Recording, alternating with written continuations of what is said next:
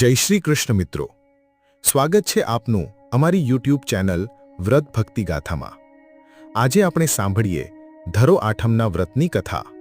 આ વ્રતની પૂજા વિધિ અને મહિમા અગાઉ આપણી ચેનલમાં વિડીયો બનાવેલો છે। જો આપને વિડીયો જોવાનું રહી ગયું હોય તો અવશ્ય જુઓ, જેથી કોઈ ચૂક ન રહે। હવે વાર્તા સાંભળીએ। બોલો માં ધરતીની જય। વીરપુર નામે એક ગામમાં સાસુ વહુ રહે। વહુ સમજુ હતા, જ્યારે સાસુમાં વાત વાતમાં છણકા કરે એવા અણસમજુ। છતાં પણ વહુ બધી વાતમાં સાસુનું માન જાળવતા। દીકરો તો ખેતરે મજૂરી જાય, સાસુ વહુ ઘાસના ભારા લાવીને આ રીતે ઘરનું ગુજરાન ચાલતું। એવામાં ભાદરવો માસ આવ્યો। ધરો આઠમનો પવિત્ર દિવસ આવ્યો। સાસુએ વહુને કહ્યું, વહુ બેટા, ખેતરે જઈને ઘાસ વાઢી લાવો। સાસુના શબ્દો સાંભળીને વહુ તો વિચારમાં પડી ગયા, કારણ કે વહુએ ધરો આઠમનું વ્રતનું પ્રણ લીધેલું હતું। વ્રત કરીને ઘાસ કેવી રીતે કાપવું, કારણ કે આ ધરો આઠમના દિવસે લીલું ઘાસ વઢાય નહીં, કપાય નહીં।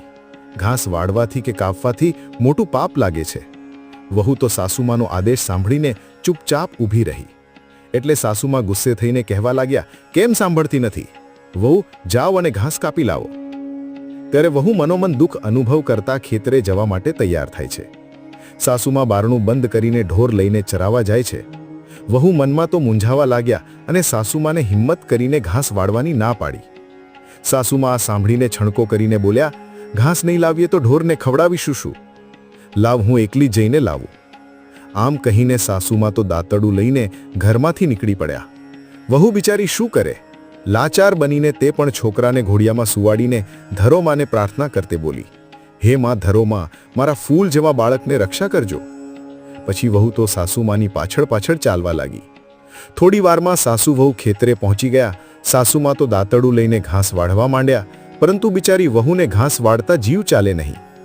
લીલું ઘાસ વાઢે તો એના વ્રતનો ભંગ થાય અને દોષ લાગે।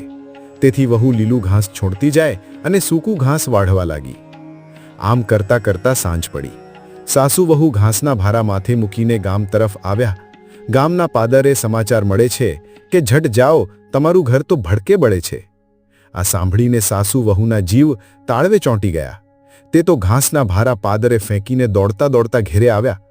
જોયું તો આખું ઘર બળીને ભસ્મ થઈ ગયું હતું।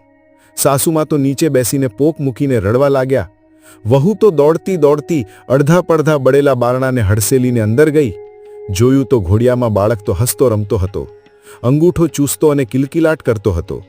ઘોડિયામાં લીલી ધરો વીંટળાઈ ગઈ હતી। આ જોઈને વહુ તો રાજી રાજી થઈ ગઈ। તે મનોમન કહેવા લાગી, હે ધરો માં, તમે મારા ખોળાના ખૂંદનારની રક્ષા કરી છે, ધન્યવાદ માં। તેણે તો તરત જ પારણામાંથી બાળકને ઉપાડીને છાતી સરસો ચાંપી દીધો અને પછી મનોમન ધરો માને ધન્યવાદ કરવા લાગી। તે બાળકને લઈને બહાર આવે છે। બાળકને જીવતો જોઈને સાસુની આંખમાં હરખના આંસુ આવી ગયા। ગમે એમ તો દીકરાનો દીકરો, પૌત્ર કેમ ના હોય વાલું? વ્યાજનું વ્યાજ। સાસુમાં વહુને કહે છે, બેટા, આ કઈ રીતે થયું? આ તો ચમત્કાર છે। ત્યારે વહુ સાસુમાને કહે છે, બા, આજે મારું ધરો આઠમનું વ્રત હતું, તે ફર્યું। ધરો માએ જ મારા લાલને બચાવ્યો છે। સાસુમાં તો મનોમન ધરતી માતા ઉપર હાથ રાખીને પ્રાર્થના કરવા લાગ્યા, હે માં, તમે મારી લાજ રાખી છે।